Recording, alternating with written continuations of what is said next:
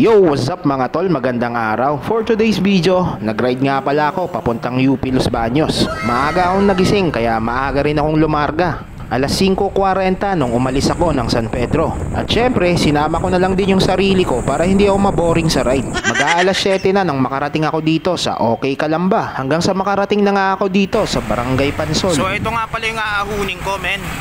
Galing ha? Sobrang tarik niyan. Ayan o.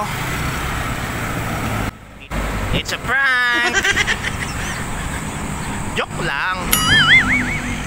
Los Baños tayo eh. Ang ganda ng cambio mo ah.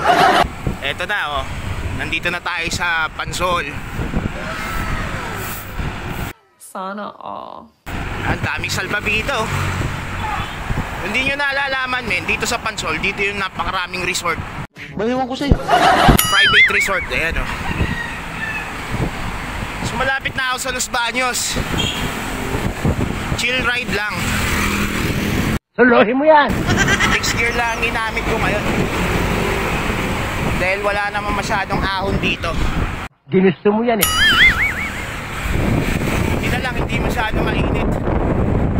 Medyo makulimlim kaya quality ang ride. Woo!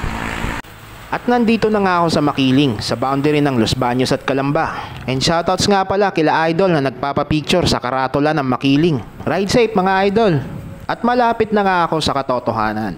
Malapit ko nang marating ang bayan. Siya nga pala, kaya nga pala ako nag-ride papuntang UPLB. Balak ko talagang bumili ng sariwang gatas ng baka. Matatagpuan mo yon sa loob ng university. Pero malaman pa, linggo kasi ngayon, baka sarado sila. Kasi nung araw, kapag sinabing UP Los Baños ride, kadalasan naririnig ko sa mga idol natin na bikers, ang dinadayo daw talaga nila dito ay yung sariwang gatas ng baka at kesong puti. Naalala ko lang yung mga naririnig ko sa mga bikers dati kapag nagra-ride sila ng UPLB. Kaya bigla ko na lang naisipan na mag-ride.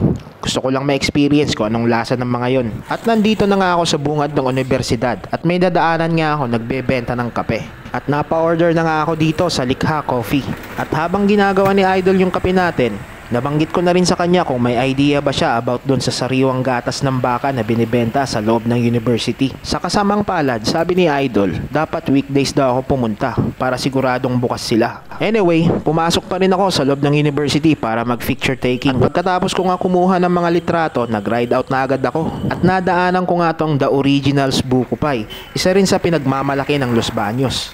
At syempre, dahil wala tayong nabiling gatas ng baka, bibili na lang ako ng buko pie para sulit pa rin ang ride. At pagpasok ko nga sa loob, blockbuster agad, ang haba ng pila. Ang dami palang bumibili ng pasalubong dito. Speaking of pasalubong, hindi lang buko pie ang binibenta nila dito. Eto, ang dami oh. At nakabili na nga ako ng buko pie, mainit-init pa, bagong hango sa pugon. Sana all. Sana hanggang San Pedro mainit pa rin siya. Medyo malayo-layo pa kasi yung lalakbayin ko, nasa 30 kilometros pa.